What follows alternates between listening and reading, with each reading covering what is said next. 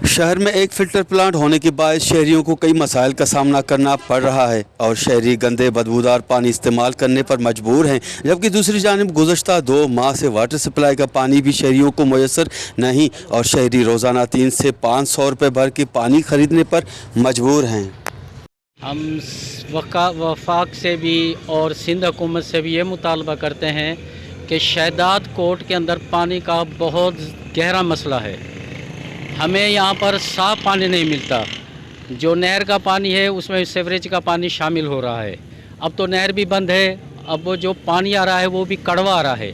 मीठे पानी का मसला बहुत ज़्यादा है और जो वहाँ पर नलके वगैरह लगे हुए हैं, बोरिंग वगैरह हैं, उनसे पानी लेकर पैसों का पानी लेकर हम पीते हैं और कपड़े धोने के लिए भी हम पैसों से पानी लेकर फिर कपड़े धोते हैं।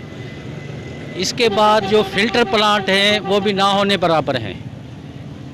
हमारा हुकूमत से यही मुतालबा है MPMNA से कि खुदारा शहदाद कोट की तरफ देखें, इस शहर की तरफ देखें, इसको साफ़ पानी मुयसर करें और इसके लिए मीठे पानी का मुयसर करें, जैसे आवाम को सहूलत ज़्यादा सहूलत हो और फ़िल्टर प्लांट को कामयाब बनाएं। इसको फ़िल्टर प्लांट दे, साफ़ पानी आए नहर का। इंसानी ज़िंदगी में पानी की बहुत बड़ी अहमियत है, लिहाजा शहदाद कोट के शहरियों के लिए पानी जैसी नेमत की फराहमी को यकीनी बनाना मौजूदा मुंतखब नुमाइंदों पर फ़र्ज़ होता है, मगर अफसोस कि वो अपने इस फ़र्ज़ से बिल्कुल गाफिल हो चुके हैं। कैमरा टीम के साथ गुलाम अली ब्रावई, वश TV शहदाद कोट।